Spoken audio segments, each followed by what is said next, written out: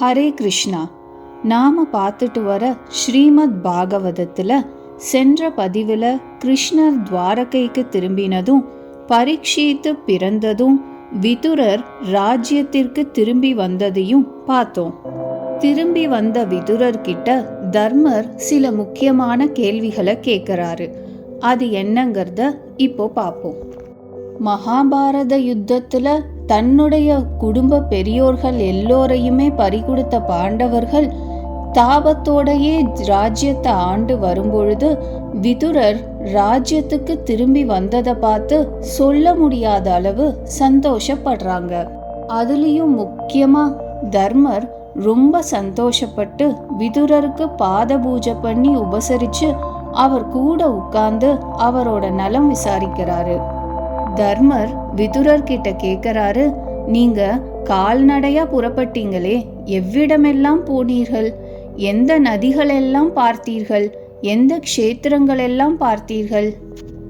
நீங்களே பெரிய பாகவதராகவும் பகவான் அடியாராகவும் இருக்கும் பொழுது உங்களை போன்ற சாதுக்கள் இருக்கிற இடமே க்ஷேத்திரமாயிற்றே. நீங்க இப்போ இந்த ராஜ்யத்திற்கு வந்ததே எங்களுடைய பெரிய பாக்கியமா நினைக்கிறோம். இப்படியாக சூதர் சௌனகாதி மகரிஷிகள் கிட்ட சொல்றாரு, விதுரர் எல்லா இடத்திற்கும் போயிட்டு வந்து எது குலமானது அழிஞ்சு போனதை பற்றி தர்மர் கிட்ட சொல்லாம தான் சென்ற மற்ற க்ஷேத்திரங்களை பத்தி சொல்றாரு.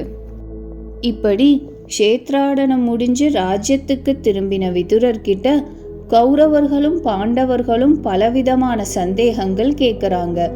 அது தர்ம சம்பந்தமோ இல்லை ஞான சம்பந்தமோ, எல்லாவித சந்தேகங்களையும் மகா தபஸ்வியான ஞானியான விதுரர் அவங்களுக்கு விளக்கி கூறுறாரு. விதுரர் யமதர்மராஜரோட அம்சம்ங்கிறத போன பதிவுல பார்த்தோம். யமதர்மராஜரோட அம்சம் மட்டும் கிடையாது, சாக்ஷாத் யமதர்மராஜரே விதுரரா பிறந்ததாகவும், விதுரர் பூவர்லோகத்துல இருந்தப்போ அந்த 100 வருஷங்கள் சூரிய பகவானே யமதர்மராஜனோட வேலைய பார்த்ததாகவும் சொல்லப்படுது. இப்படியாக ராஜ்யம் ஆண்டுட்டு வர பாண்டவர்களும் வயதான காலம் நெருங்க நெருங்க தங்களுடைய அந்திம காலம் நெருங்கிறத புரிஞ்சுக்கிட்டு தாங்களும் ஞானோபதேசம் கிடைச்சு விமோச்சனம் அடைஞ்சு ஸ்வர்கலோகம் அதற்கு மேல வைகுண்டம்னு போகணும்னு ஆசைப்படுறாங்க. இப்படி பாண்டவர்கள் யோசிச்சுட்டு இருக்கிற சமயத்துல விதுரர் தன்னுடைய சகோதரரான திருதராஷ்டிரனுக்கு புத்திமதி சொல்றாரு. இவ்வளவு வயசான காலத்திலயும் நீ ஏன் இப்படி உன்னுடைய எதிரிகள் கிட்ட போய் சாப்பிட்டு பொழைச்சிட்டு இருக்க? எப்படியும் உன்னோட பிள்ளைகள் பண்ண துரோகத்தினாலையும் கொடுமையினாலையும் தானே யுத்தமே நடந்தது. இந்த பாண்டவர்களை உன் பிள்ளைகள் பண்ணாத கொடுமையா? அப்படி இருந்தும் உன்னை மதிச்சு அவங்க சாப்பாடு போடுறாங்கன்னா நீ அதை ஒரு பிச்சை சாப்பாடா நினைச்சு வெறுத்து ஒதுக்காம இங்க இந்த லோபத்துக்கு ஆசைப்பட்டு ஒரு நாய் மாதிரி சாப்பிட்டு பிழைக்கிறியே. இப்படி எதிரிகளோட வீட்டுல யாராவது சாப்பிடுவாங்களா? அதுவும் நீ கொடுமைப்படுத்தினவங்களே உனக்கு சாப்பாடு போடும்போது அந்த சாப்பாடை நீ சாப்பிட்றது உனக்கு கௌரவ இழுக்கு இல்லையா? முதல்ல மனுஷனா பிறந்தவன் இந்த பிறவிக்கான அர்த்தம் என்னங்கிறத மனசுக்குள்ள ஆராய்ச்சி பண்ணி தேடணும். சரீரம் நம்மளை விடுறதுக்கு முன்னாடி நாம சரீரத்து மேலையும் இந்த லோப விஷயங்கள் மேலையும் இருக்கிற பற்ற விட்டு தொலைக்கணும். இப்படி எது மேலையும் ஆசை இல்லாம பற்று இல்லாம என்னுடையது எனக்கானதுங்கிற நினைப்பு இல்லாம இருக்கிறவன் தான் தீரனா வாழ்ந்து மோட்சத்தை அடைய முடியும். எந்த ஒரு மனிதன் இந்த பிறவி பகவானை அடைவதற்கேங்கிறத உணர்ந்து ஹரி பஜனை ஹரி ஸ்மரணை பண்ணி இந்த வீட்டையும் விட்டு துறவரம் ஏற்று பின்னர் இந்த சரீரமான வீட்டையும் விடுறானோ அவனே மோட்சத்தை அடைவான். அப்படிப்பட்ட மனிதனுடைய பிறவியே உத்தமமானது. இப்படி விதுரர் கூறிய அறிவுரையை கேட்ட திருதராஷ்டிரன், இந்த அந்திம காலத்திலையாவது நாம பற்ற விடுறதுதான் நமக்கு அழகுன்னு யோசிச்சு அவர் கூடையே இமயமலையை நோக்கி கிளம்பிடுறாரு. இவர் கிளம்பும்போது கௌரவர்கள் கிட்டையோ வீட்டில் உள்ள மற்ற உறவினர்கள் கிட்டையோ சொல்லி கொள்ளாம அப்படியே போட்டது போட்டபடி விதுரரோட இமயமலையை நோக்கி கிளம்பிடுறாரு. அடுத்த நாள் காலம்பர தர்மர் வழக்கம் போல தன்னுடைய நித்திய கர்மானுஷ்டானங்களை முடிச்சு பிராமணர்களுக்கு தானம் பண்ணி பூஜைகளை முடிச்சு ஹோமங்களை முடிச்சு சாதுக்களுக்கு நமஸ்காரங்களை முடிச்சு தன்னுடைய குடும்பத்து பெரியவரான திருதராஷ்டிரனுக்கு எப்பொழுதும் போல நமஸ்காரம் பண்ணி அவர்களுடைய நலம் விசாரிக்கிறதுக்காக அவருடைய மாளிகைக்கு வராரு. அங்கு வந்து பார்த்து தர்மர் திருதராஷ்டிரரும் அவருடைய மனைவியான காந்தாரியும் அங்க இல்லாததை பார்த்து அதிர்ச்சி அடைந்து, வயசான காலத்துல உடம்பும் முடியாதவங்களா இருந்தவங்க என்கிட்ட சொல்லி கொள்ளாம எங்க போயிருப்பாங்க, இப்படி சேவகர்களை விட்டு தேட சொல்லியும் எங்கேயும் கிடைக்காத அவர்களை நினைச்சு தர்மர் ரொம்ப துக்கப்படுறாரு. ஏதோ தன்னுடைய கவனிப்புல அவர்களுக்கு குறை ஏற்பட்டதாகவும் தான் செய்த ஏதோ காரியம் அவர்களுடைய மனசை புண்படுத்தி இருக்குமோன்னு நினைச்சு தர்மர் ரொம்ப வேதனைப்படுறாரு. இப்படி தன்னுடைய குல பெரியவர்களான திருதராஷ்டிரனும் காந்தாரியும் அவங்களோட அரண்மனையில காணவில்லைங்கிற விஷயத்த தன்னுடைய சகோதரர்கள் கிட்ட ரொம்ப துக்கத்தோட சொல்லிட்டு இருக்காரு. அந்த சமயம் நாரதர் தர்மரோட அரண்மனைக்கு வராரு. தேவ ரிஷியான நாரதர் வரத பார்த்து பஞ்ச பாண்டவர்கள் 5 பேருமே அவரை வணங்கி பூஜை பண்ணி உபச்சரணை பண்ணி என்ன விஷயம்னு கேக்குறாங்க. தர்மர் ரொம்ப துக்கத்தோட நாரதர் கிட்ட கேக்குறாரு, நீங்க தான் முக்காலமும் உணர்ந்த ஞானியாச்சே, என்னுடைய குல பெரியவர்கள் என்னுடைய தாய் தந்தைக்கு ஒப்பானவர்கள் எங்க போனாங்க என்ன ஆனாங்கன்னே தெரியலையே, கொஞ்சம் சொல்ல முடியுமா அப்படின்னு கேக்குறாரு. அப்போ நாரதர் சொல்றாரு, தர்மரே, நீங்க வாழ்க்கையில படாத கஷ்டங்கள் இல்ல, கத்துக்காத பாடங்களும் இல்ல. உங்களுக்கு என்ன வயசாகுது? இந்த வயசுக்கு அப்புறமும் கூட பாசம் உங்க கண்களை மறைக்குதே. அவர்கள் வயசானவர்கள் தனியாக எந்த உதவியும் இல்லாம சகாயமும் இல்லாம எங்க போய் என்ன பண்ணுவாங்களோன்னு நீங்க துக்கப்படுறது ஏனோ நியாயம்தான். ஆனா காலமானது இந்த சரீரம் எடுத்த எந்த மனிதனைத்தான் சும்மா விடுகிறது? சரீரத்தில் இருக்கிற பிரியம் மனிதனுக்கு போகிற வரைக்கும் மாயையானது மனிதனை விடாது. இப்படி உங்க குடும்பத்து பெரியவர்கள் தொலைஞ்சு போனதுக்கே இவ்வளவு துக்கப்படுறீங்களே, பகவான் ஸ்தூல சரீரமா அவதாரம் எடுத்து அவரோட ஆயுசையும் சீக்கிரமே முடிச்சுக்க போறாரு. சீக்கிரமே வைகுண்டம் திரும்ப போறாரு. நான் என்ன சொல்றேன்னா, பகவான் இருக்கிற வரைக்கும் நீங்களும் இந்த ராஜ்யத்துல இருந்துட்டு பகவான் வைகுண்டம் திரும்பின உடனே நீங்கள் வானப்பிரஸ்தம் சென்று இந்த சரீரத்தை விடுவதுதான் உங்களுக்கு நல்லது. சரி, நான் வந்த விஷயத்த சொல்ல மறந்துட்டேனே. உங்களோட குடும்பத்து பெரியவர்கள் திருதராஷ்டிரனும் காந்தாரியும் விதுரரோட வடக்கு திசையை நோக்கி பதரிகாசிரமத்துக்கு போயிட்டாங்க. அங்க இருக்கிற சாதுக்களோட தங்கி பிரம்மோபதேசம் கேட்டு தபஸ் பண்ணிட்டு இருக்காங்க. இன்னும் 5 நாள்ல அவங்களோட ஆயுசும் முடிய போகுது. திருதராஷ்டிரன் இறந்ததை பார்த்து காந்தாரி நெருப்பு மூட்டி அந்த ஆசிரமத்திலேயே உயிரை விட போறா. இப்படி திருதராஷ்டிரனும் காந்தாரியும் உயிரை விட்டது பார்த்த விதுரர் கொஞ்ச காலம் கழிச்சு தன்னுடைய 100 ஆயுசு முடியும் பொழுது அவரும் அவருடைய ஸ்தூல சரீரத்தை விட்டுட்டு யமலோகம் போயிடுவாரு. இப்படி நாரதர் சொல்லிட்டு போன உடனே தர்மர் மனசு கேட்காம உடனே அர்ஜுனனை கூப்பிட்டு சொல்றாரு, அர்ஜுனா, நீ உடனே தேரை எடுத்துக்கிட்டு துவாரகைக்கு கிளம்பு. நாரதர் ஏதோ பகவானோட ஆயுசு முடிய போகுதுன்னு சொல்றாரு. எனக்கு ரொம்ப கலக்கமா இருக்கு. நீ ஒரு தடவை துவாரகைக்கு போய் கிருஷ்ணனையும் மற்ற உறவினர்களையும் பார்த்து நலம் விசாரிச்சுட்டு வாயேன். எனக்கு மனசு ஒரு மாதிரி அமைதி இல்லாம இருக்கு. சுத்தி சுபசகுணங்கள் எதுவும் தென்படவும் இல்லை. இப்படி சொல்லி அர்ஜுனனை துவாரகைக்கு யுதிஷ்டிரர் அனுப்பிடுறாரு. கொஞ்சம் காலம் கழிச்சு அர்ஜுனன் ரொம்ப முக வாட்டத்தோட ராஜ்யத்திற்கு திரும்பி வரான். இப்படி முகவாட்டத்தோட திரும்பி வர அர்ஜுனனை பார்த்து தர்மர் பல கேள்விகளை கேட்கிறாரு. அர்ஜுனா, என்னாச்சு? நம்மளோட உறவினர்கள் எல்லாம் துவாரகையில நல்லா இருக்காங்கல்ல? பகவான் எப்படி இருக்கிறார்? உன்கிட்ட ரொம்ப பிரியமா பேசியிருப்பாரே, நீயே ரொம்ப சோகமா இருக்கிற. வர வழியில ஏதாவது இடைஞ்சல் இருந்ததா என்ன?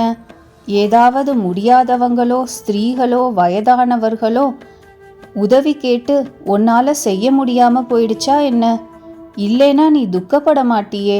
எல்லாத்தையும் சந்திக்கக்கூடிய பெரிய வீரனாச்சே நீ, இப்படி சோர்வா இருக்க காரணம் என்ன? இப்படி தர்மர் கேட்ட உடனே அர்ஜுனன் உடைஞ்சு போய் ஓன்னு அழுதுகிட்டே, நம்மளோட பிரியமான நண்பனான கிருஷ்ணன் நம்ம எல்லோரையும் வஞ்சிச்சிட்டு எங்கேயோ போயிட்டான்.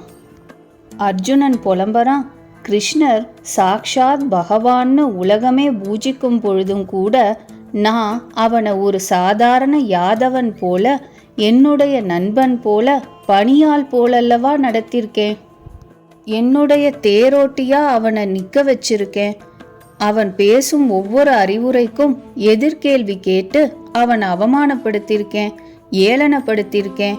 அவனை மதிக்காம நண்பன் போல அவன் தோல்ல கை போட்டுக்கிட்டு, நான் அவன் சொல்றத கேட்காம நான் சொல்றத அவன் கேட்டு நடக்கும்படி பண்ணியிருக்கேன். எல்லோரும் அவனை பகவான் நினச்சி கிருஷ்ணா, கோவிந்தா, முகுந்தா, மாதவா, கேசவான்னு கூப்பிட்டு பூஜிக்கும் பொழுது நான் அவனை ஏ இடையா அங்கவா, ஏ இடையனே இங்கே என்ன பண்ணுற, இப்படி அலட்சியமால கூப்பிட்டுருக்கேன். இப்போ கிருஷ்ணனும் போய்விட்டான். அங்கே இருந்த யாதவ குலமும் மொத்தமாக அழிஞ்சும் போயிடுச்சு. ஏதோ 4 யாதவர்கள் மிச்சம் இருக்காங்க. மற்றபடி அந்த துவாரகையில் யாருமே இல்லை. பகவான் குருக்ஷேத்திர யுத்தத்தின் மூலமாக பூமாதேவியோட பிரார்த்தனையான பூமி பாரத்தை குறைக்கணுங்கிறத நிறைவேற்றி முடிச்சிட்டாரு.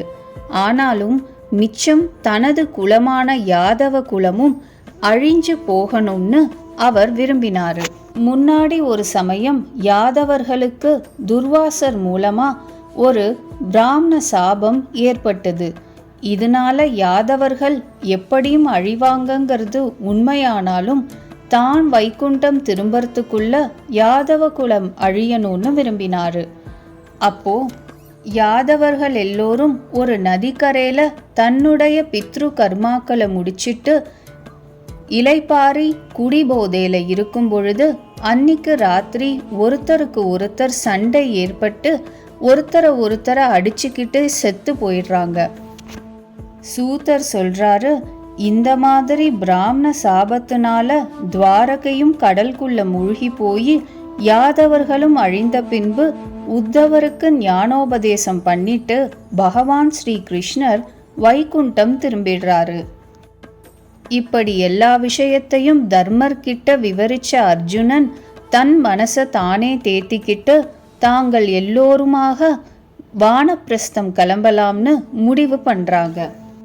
இப்படி பகவான் ஸ்ரீ கிருஷ்ணன் புவர்லோகத்தில் இல்லை, அவனுடைய ஆயுள் அவதார காலம் முடிஞ்சு வைகுண்டம் திரும்பிட்டாங்கிற விஷயத்தை கேள்விப்பட்ட குந்தி அந்த க்ஷணமே தன்னுடைய உயிரை விட்டுடுறா.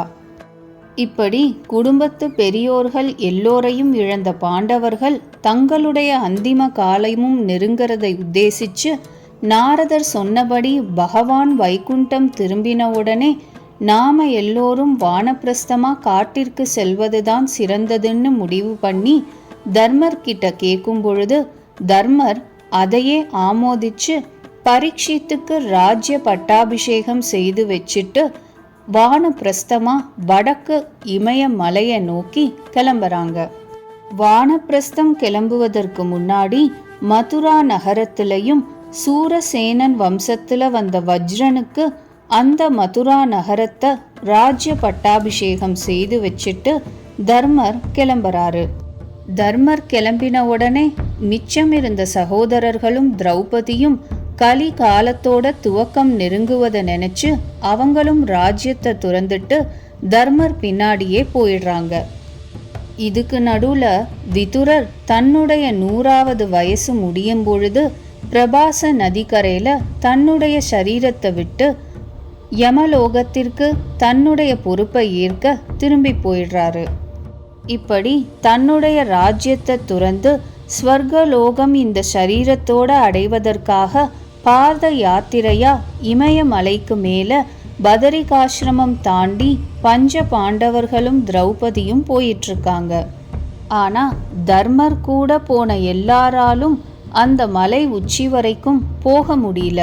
ஒவ்வொருத்தர்கிட்டையும் ஒரு குறைபாடு இருந்ததுனால அவர்களோட சரீரம் அங்கேயே விழுந்துடுது.